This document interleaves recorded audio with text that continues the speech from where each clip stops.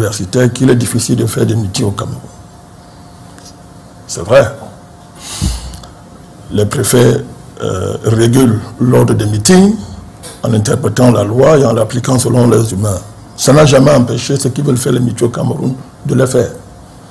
Toute notre vie, on a fait des meetings, et quand on allait faire des meetings, on disait « Monsieur le préfet, fais ton travail, nous on fait pour nous ».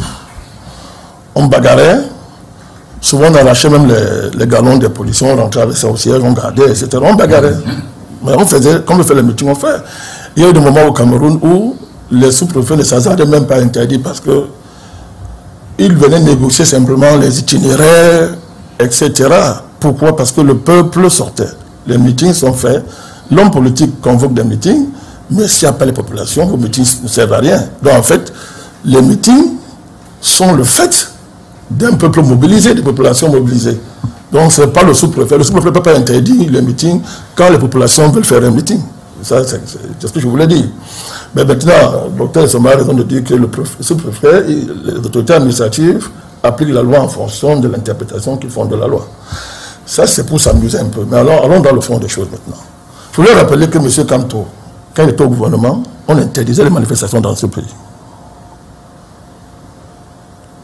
Pendant les 7 années qu'il a passé au gouvernement, on interdisait les manifestations. Qu'est-ce qu'il disait? Est-il normal d'interdire les manifestations quand on est ministre et quand on devient opposant? Ça devient un crime contre l'humanité de les interdire. Ça pose le problème des rapports que M. Kamto a avec l'expression de la démocratie que les manifestations. Que sont les manifestations publiques?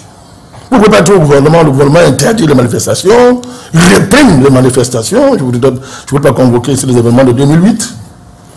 La répression a causé des morts. Quand tu es au gouvernement, ça n'a pas dérangé.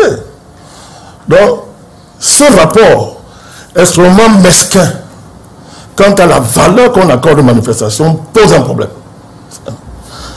Donc, deuxièmement, je vais tous les aspects secondaires, hein, parce que je veux finir par le fond. Deuxièmement, c'est le meeting a lieu, de mon point de vue, pour faire diversion. Pourquoi? Le meeting se tient alors que dans un contexte politique où est mis sur la table la crédibilité du leadership de M. Kamto. Sa crédibilité. Au niveau de ses prises d'opposition. Et la cohérence qu'il a à maintenir une cohérence entre une position et une autre position qui suit la première position, la deuxième, la troisième. Ce problème se pose. Il y a le problème de la consistance de ces options stratégiques. Boycott des élections, après on fait la cour aux élus provenants, élus dans le cadre du scrutin qu'on a boycotté. Ça pose des problèmes sérieux. La crédibilité, la consistance de ces options stratégiques. Je prends seulement le cas du boycott, je peux citer beaucoup d'éléments.